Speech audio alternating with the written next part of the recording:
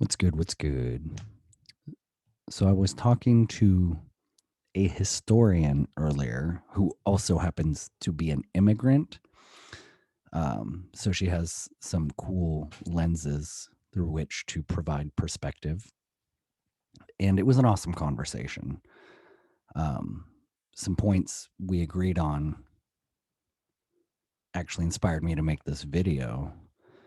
One of them was the fact that we don't live in a capitalistic or really socialistic society. It's just neo feudalism. Kings, queens, lords, dukes, duchesses, all of that crap. We just call them rock stars, celebrities, politicians, journalists, the oligarchs, the ruling class, the wealthy, the elites, people with money, status, power, fame.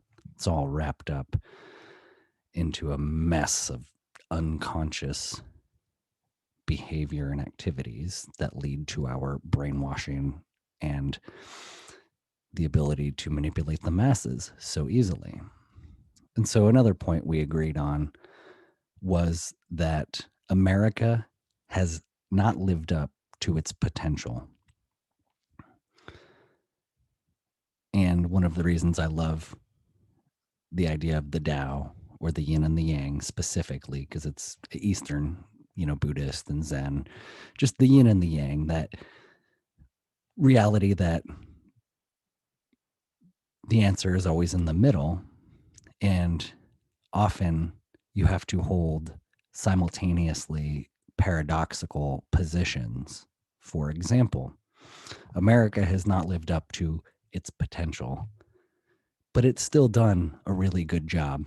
And there's still hope. It's not perfect. Not at all. Not at all.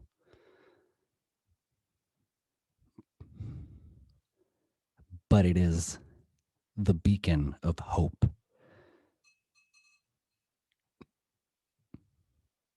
as we undertake the globalist war for our souls, for our consciousness.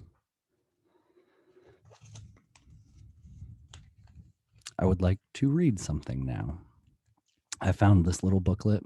It is the Declaration of Independence and the Constitution of the United States of America. I'm just going to read the Declaration of Independence. Bear with me, it's written in old timey speak, so I might mess it up a bit.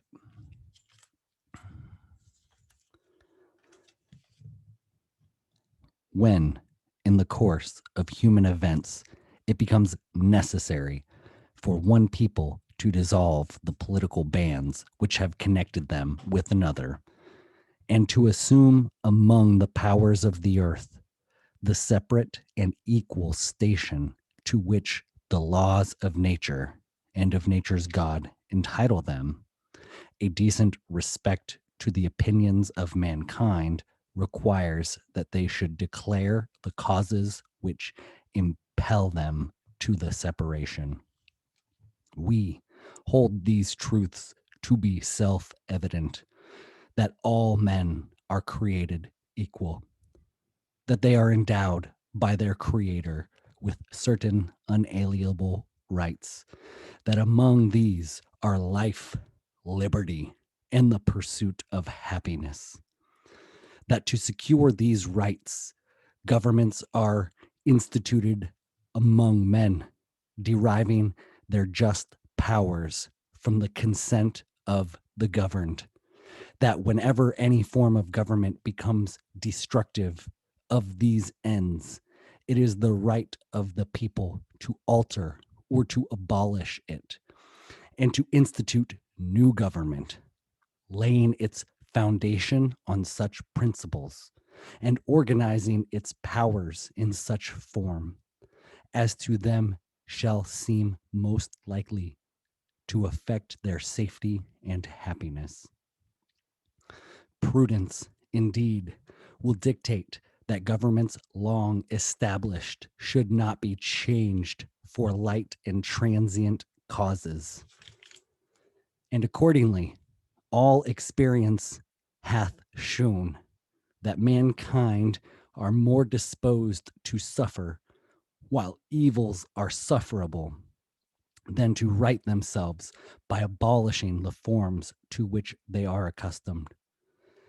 But when a long train of abuses and usurpations pursuing invariably the same object evinces a design to reduce them under absolute despotism, it is their right, it is their duty to throw off such government and to provide new guards for their future security.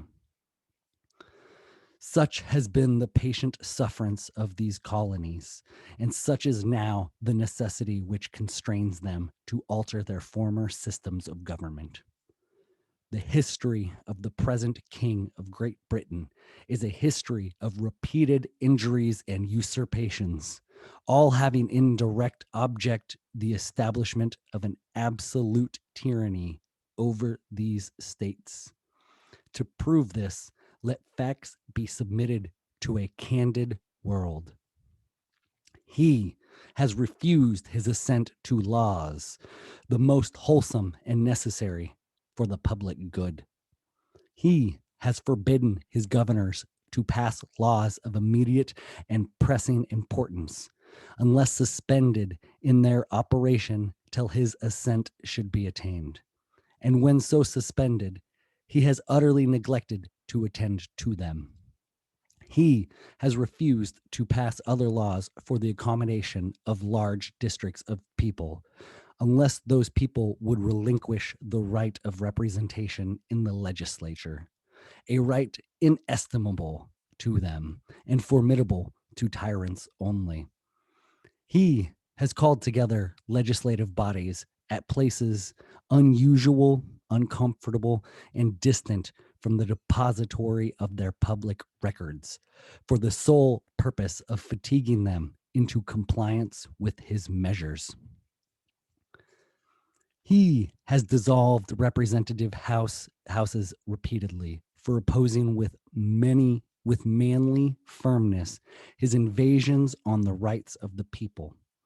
He has refused for a long time, after such dissolutions, to cause others to be elected, whereby the legislative powers, incapable of annihilation, have returned to the people at large for their exercise.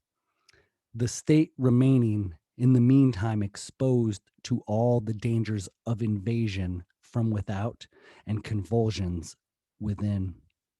He has endeavored to prevent the population of these states, for that purpose obstructing the laws for naturalization of foreigners, refusing to pass others to encourage their migrations hither, and raising the conditions of new appropriations of land.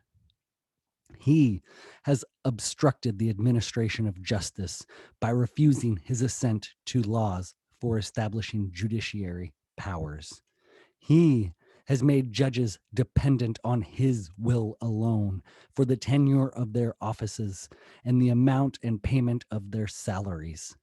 He has erected a multitude of new offices and sent hither swarms of officers to harass our people and eat out their substance.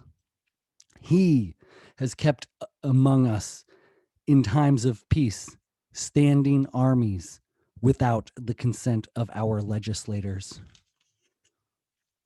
He has affected to render the military independent and superior to the civil power.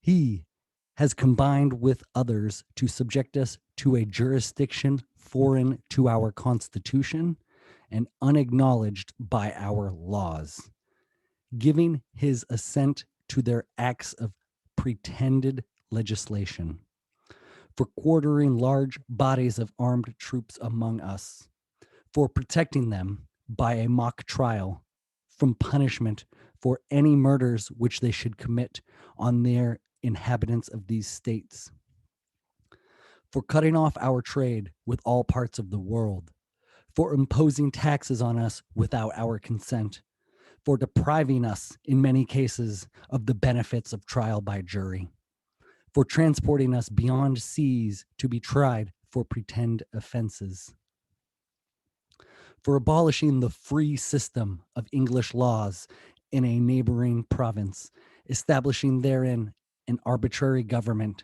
and enlarging its boundaries so as to render it at once an example and fit instrument for introducing the same absolute rule into these colonies, for taking away our charters, abolishing our most valuable laws, and altering fundamentally the forms of our governments, for suspending our own legislatures and declaring themselves invested with power to legislate for us in all causes whatsoever.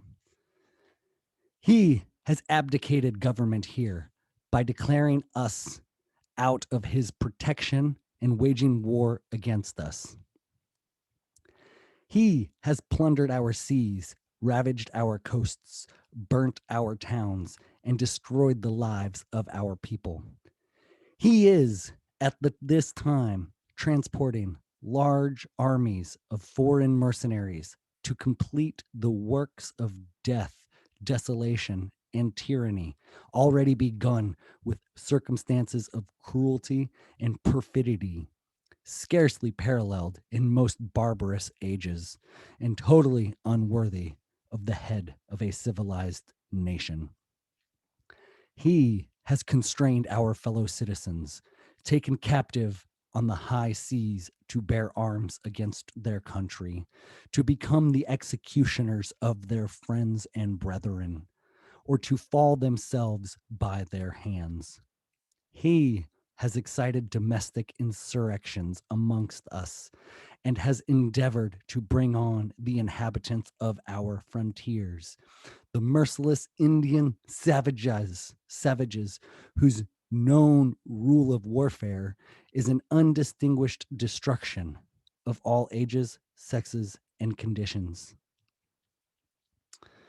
In every stage of these oppressions, we have petitioned for redress in the most humble terms. Our repeated petitions have been answered only by repeated injury. A prince whose character is thus marked by every act which may define a tyrant is unfit to be the ruler of a free people. Nor have we been wanting in attentions to our British brethren. We have warned them from time to time of attempts by their legislature to extend an unwarrantable jurisdiction over us. We have been reminded them of the circumstances of our emigration and settlement here. We have appealed to their native justice and magnanimity, and we have conjured them by the ties of our common kindred to disavow these usurpations, which would inevitably interrupt our connections and correspondence. They too have been deaf to the voice of justice and of consanguinity. We must, therefore, acquiesce in the necessity which denounces our separation and hold them, as we hold the rest of mankind, enemies in war, in peace, friends. We, therefore, the representatives of the United States of America, in General Congress, assembled, appealing to the Supreme Judge of the world for the rectitude of our intentions, do, in the name and by the authority of the good people of these colonies, solemnly publish and declare that these united colonies are, and of right ought to be, free and independent states, that they are absolved from all allegiance to the British Crown, and that all political connection between them and the state of Great Britain is and ought to be totally dissolved, and that as free and independent states, they have full power to levy war, conclude peace, contract alliances, establish commerce, and to do all other acts and things which independent states may of right do. And for the support of this declaration, with a firm reliance on the protection of divine providence, we mutually pledge to each other our lives, our fortunes, and our sacred honor.